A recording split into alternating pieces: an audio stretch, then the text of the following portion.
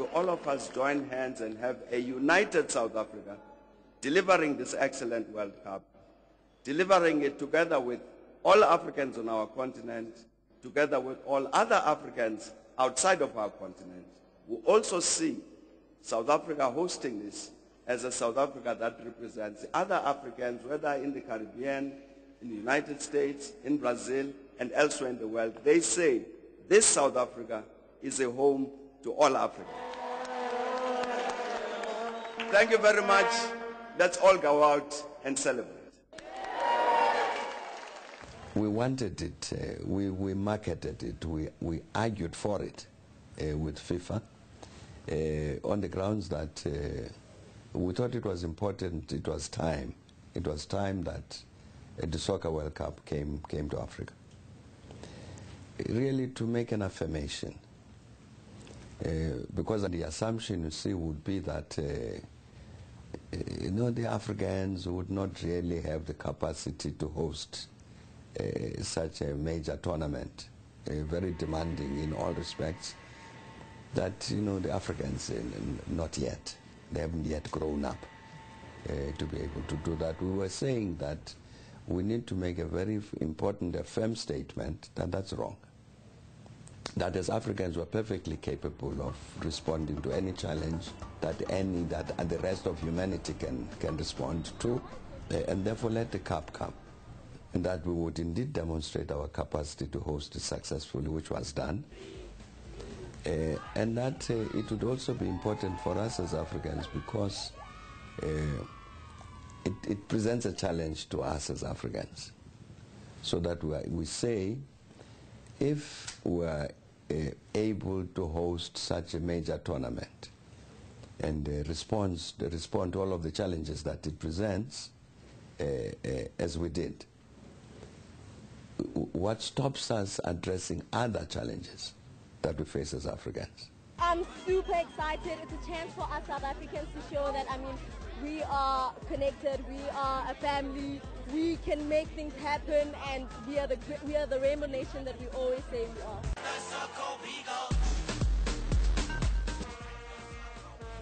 It was important for us to affirm, I'm saying even to ourselves, this capacity to demonstrate to ourselves the confidence we have to be able to meet all these challenges in the face of the whole world, watching us and being critical and so on.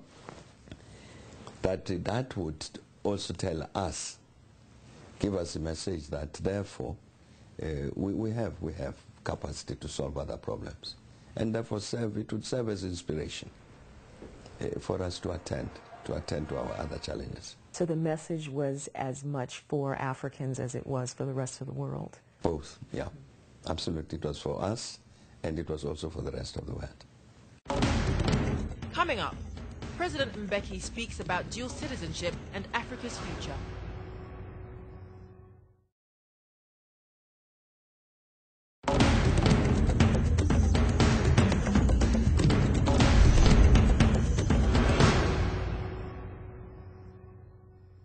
I have taken the DNA test to trace my lineage back to Africa, as have a lot of African Americans.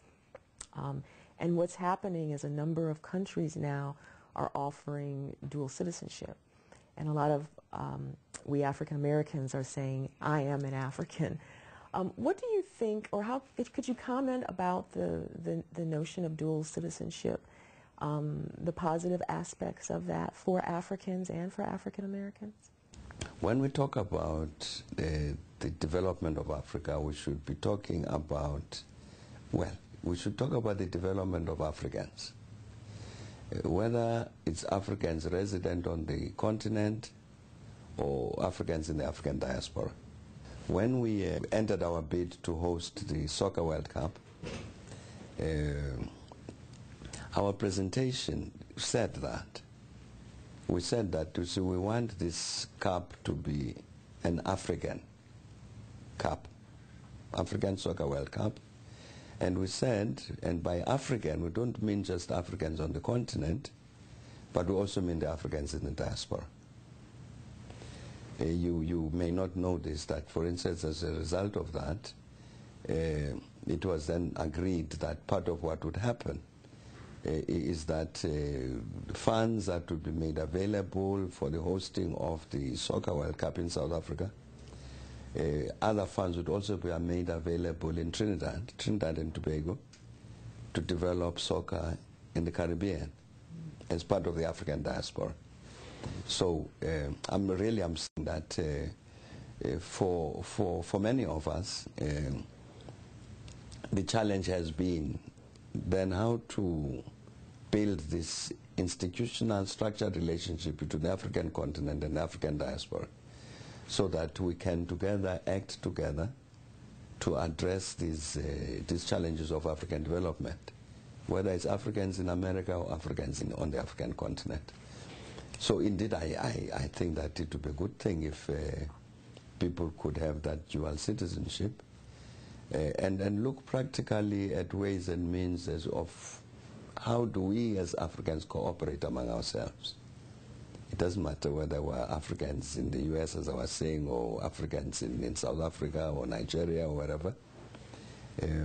So I think it really would be a very good thing if we could strengthen these links between the Africans in Africa and the Africans in the diaspora. What is your hope for Africa and for Africans to come? In essence, we know what we must do with ourselves, about ourselves, with regard to our political future, with regard to our economic future, with regard to addressing issues like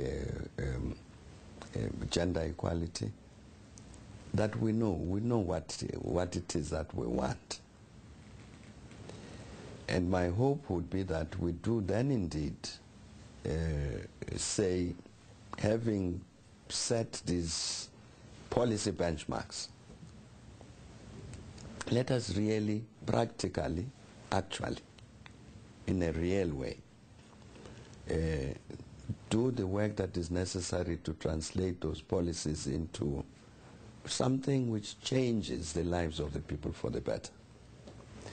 And I would think that that's this stage where we are, I think also creates a very good opportunity to cement the relationship between the Africans on the continent and the Africans in the diaspora.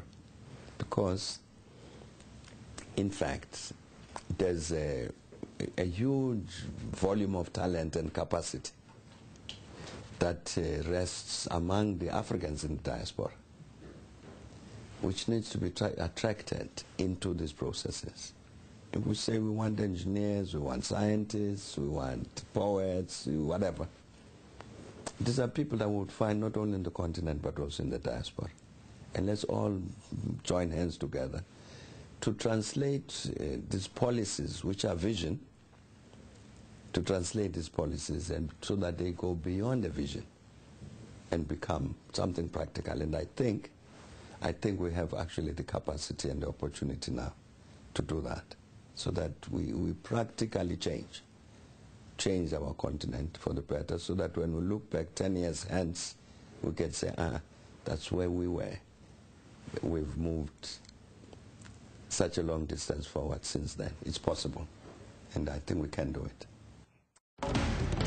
Thank you very much.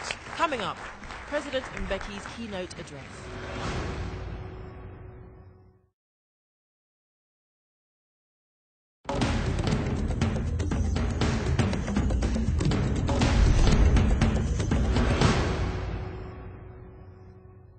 Former President Mbeki gave a keynote address at the Kellogg School of Business Management.